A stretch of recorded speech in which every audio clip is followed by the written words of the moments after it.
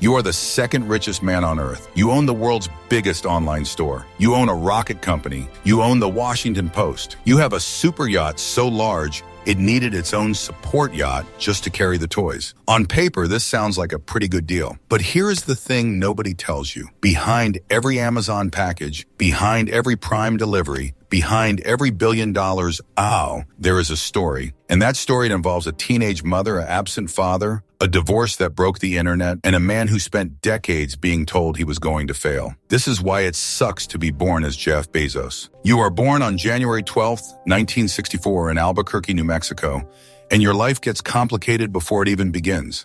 Your mother, Jacqueline, is 17 years old when she has you. 17.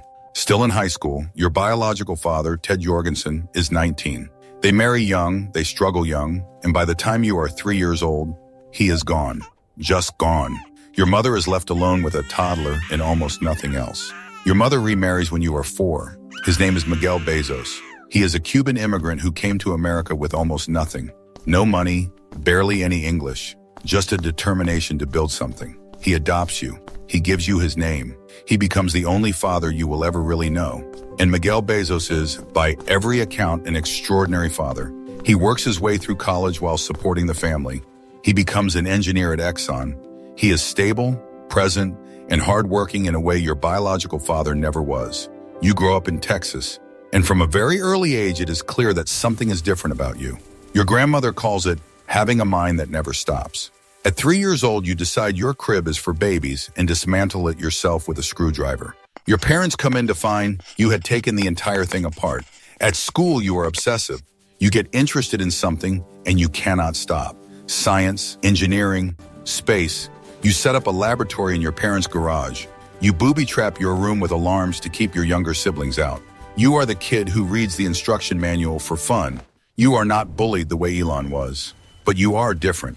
You are the kid who takes things apart to see how they work, who argues with teachers when he thinks they are wrong, who spends more time thinking about systems and problems than about fitting in.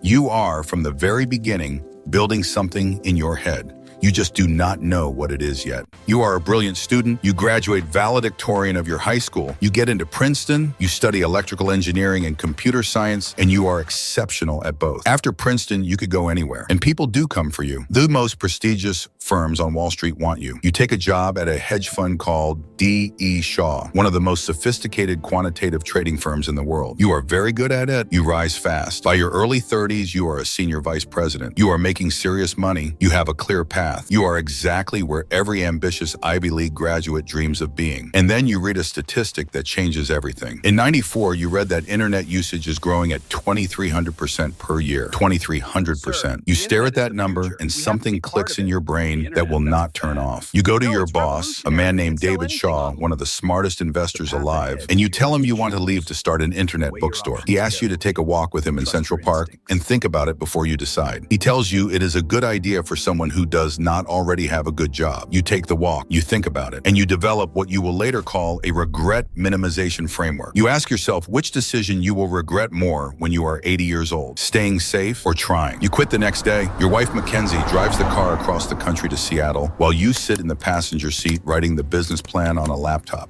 You start Amazon in your garage in Bellevue, Washington. The first product is books. Not because you love books especially, because books are a perfect first product. There are millions of them, they are easy to ship, and nobody has figured out how to sell them properly online yet. The early days are chaos. You pack boxes on your knees on the hard concrete floor. You tell Mackenzie you need knee pads. She buys the knee pads. You later joke that buying a table instead would have been smarter. You have no money for advertising. You rely entirely on word of mouth, but word of mouth works. In the first month, Amazon sells books to customers in all 50 states in 45 countries. You are shipping orders you can barely keep up with. The Wall Street analysts hate you for years, not months, years. Wall Street thinks Amazon is a joke. They call it Amazon.bomb. They say you will never make a profit. They say the business model is broken. They say you are destroying shareholder value. You ignore all of it. You reinvest every dollar back into the company. You take losses deliberately because you are playing a longer game than anyone around you can see. And here is where it starts to really cost you something personal. The growth is relentless. The pressure is relentless. You work 7 days a week. You miss birthdays.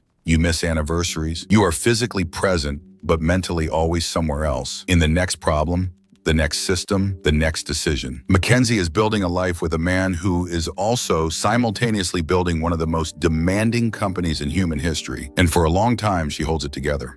By 2018, you are the richest man on earth. Amazon has become something nobody predicted. Not just a bookstore, not just a retailer, but the infrastructure of modern commerce. AWS alone is worth more than most Fortune 500 companies. You have everything. And then January 9th, 2019 happens. You and Mackenzie announce your divorce after 25 years of marriage. The announcement is made on Twitter, which is already strange. But what happens next is stranger. Your phone has been hacked. Someone has leaked your private text messages, intimate messages between you and a television anchor named Lauren Sanchez, with whom you are having an affair. The National Enquirer publishes them. The story explodes across every media outlet on earth. You are the richest man in the world, and your most private communications are being read by hundreds of millions of people over their morning coffee. The divorce becomes the most expensive in history. Mackenzie walks away with $38 billion worth of Amazon stock, $38 billion in a single transfer. But here is what nobody talks about. Mackenzie Bezos is not just a woman scorned. She is one of the earliest Amazon employees. She drove the car to Seattle.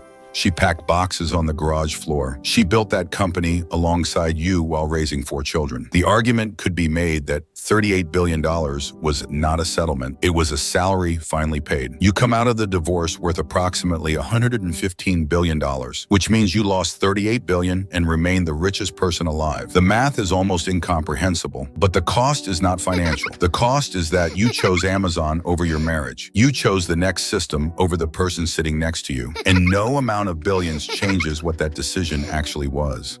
Today, you are worth approximately $200 billion. You have stepped down as Amazon CEO to focus on Blue Origin, your rocket company, and other projects. You live on a super yacht. You look like someone who spends a lot of time in a gym. From the outside, it looks like you won. But here is what that life actually looks like from the inside. You spent 25 years building the most demanding company in history at the cost of your marriage. Your workers at Amazon, the people who built your fortune with their bodies, have spent years fighting for basic bathroom breaks and safe working conditions. You are one of the most criticized employers on earth. Your rocket company, Blue Origin, is constantly compared unfavorably to SpaceX, to the company built by the man who is briefly poorer than you. That comparison follows you everywhere. You have more money than you could spend in 1,000 lifetimes. And you spend your days trying to go to space in a rocket that the internet has spent years making jokes about. You have 4 children. By most accounts, you are a more present father than Elon. But you are also a man whose face, whose body, whose relationship, whose text messages have been public property for years. There is no version of your life that is private. There is no morning where you wake up and nobody is watching. So there it is, the real cost of being Jeff Bezos. Born to a teenage mother, adopted by an immigrant, built an empire from a garage floor, lost the most expensive divorce in history, had his most private messages read by the entire world, runs a company that half the planet loves and the other half despises. And somewhere in all of that, somewhere between the super yacht and the rocket ship and the $200 billion, there is a man who chose a company over a marriage and has to live with that every single day. Still want to be Jeff Bezos? Next time we are covering someone whose story might actually be even more complicated. Subscribe so you do not miss it.